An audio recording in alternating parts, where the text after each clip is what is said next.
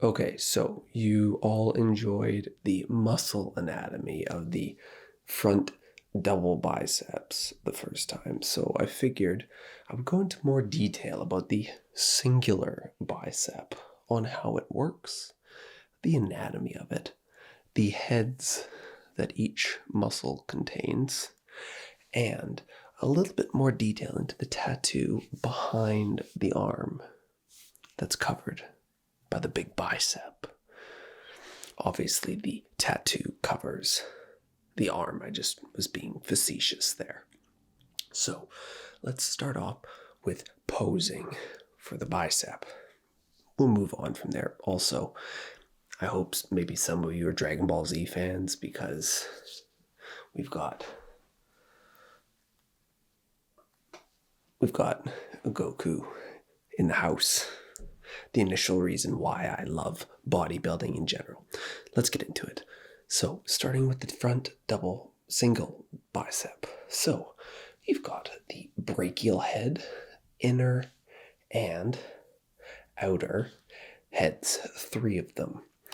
As you're posing like so, as you rotate your wrist, your muscle elongates, it gets longer. The muscle gets harder and longer when you move your forearm. Again, I'll repeat that. Your muscle is short as you move your body around, you move your wrist.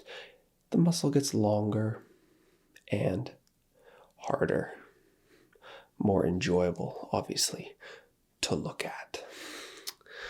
The same can be said for the other bicep that doesn't show off tattoos. So you see a better anatomy of the 3 brachial heads.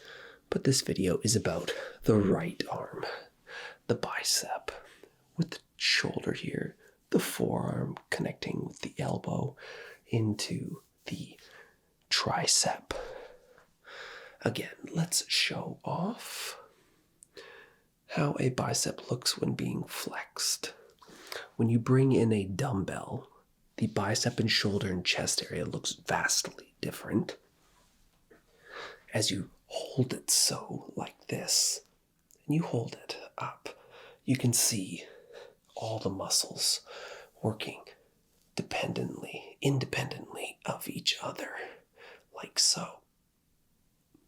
They work in conjunction with each other.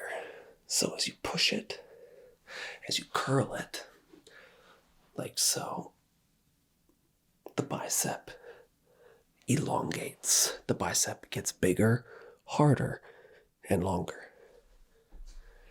And we all know everybody likes a muscle when it's bigger, harder, and longer, obviously, right?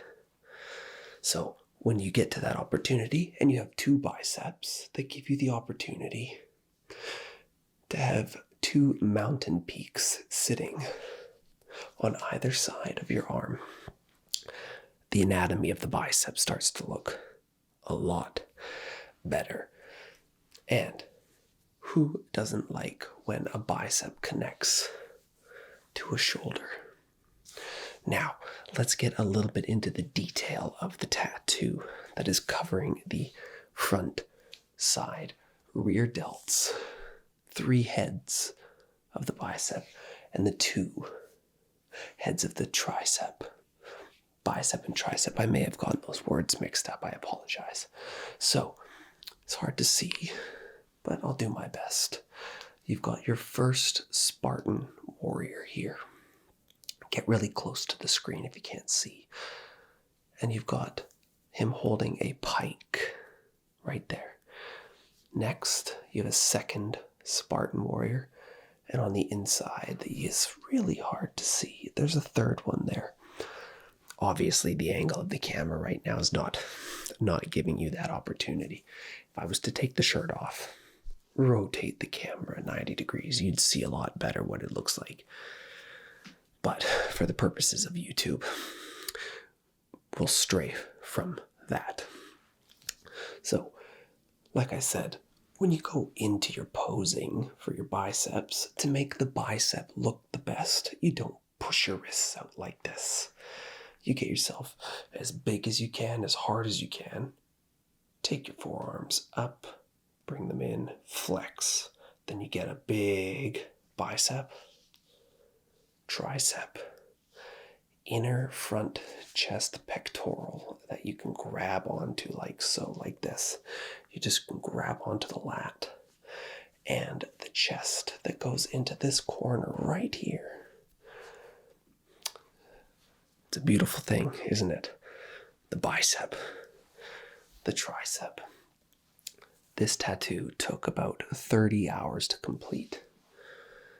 Many sessions, about 4 of them, the first one being nearly 9 hours, but by doing that, it gave me the opportunity to really let the artist go into a lot of detail.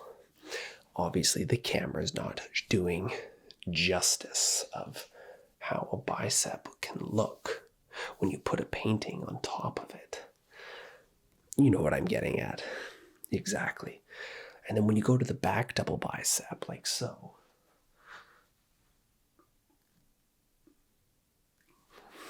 my favorite pose of them all, the back double bicep. And then obviously, if you get these sort of stringer likes, like so, it doesn't really show that well, but you can see there's traps that show off. And then you've got your back muscles, like so. They show off quite nicely sometimes. Let's see if the tattoo side shows as nice. The one thing about a tattoo is it does hide the detail that you go into for the work of your arms when you work on them. The back, obviously on this side, shows a lot better, like so, as you can see. One thing, posing takes it out of you. You start to sweat a lot. I'm getting hot. You getting hot? I'm really hot right now. It's warm in here. Posing takes it out of you. Big time. If you're going to pose, go into a cold room. You'll feel better. You'll pose better. But when you can get to the point where your biceps are starting to look a lot better, like so, then it gives the opportunity to flare your lats out.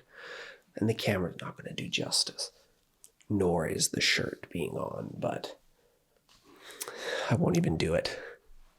You're not going to get a good show that way. And this is a video based around the bicep 1 and 2. Do you train biceps? You. Yes, I'm asking you. Do you train biceps? And if you do you skip leg day? Because if you skip leg day, then, well, we have to have a talk together. So, with that being said, the cut that I am on is slowly progressing. I'm down about 12 pounds. Letting the biceps come in nicely. You can start to see that underarm definition. You can see the forearms are starting to really develop. The muscle here, that is one hard muscle. When you flex that muscle, it's hard. If you could push it, you'd break your finger right now. So with that being said, I hope that you've learned something about biceps today. Either what type of heads there are, which is your favorite head to give. Either the front, the center, or the back head. Personally, I think they're all the best, but some people prefer to have head in the front, in the center, or the back side. Which one do you prefer? Let me know in the comments. Again, this is woah ASMR's Muscle Anatomy today on the bicep and the anatomy of the 3 heads that created. Come back for the next lesson on the back.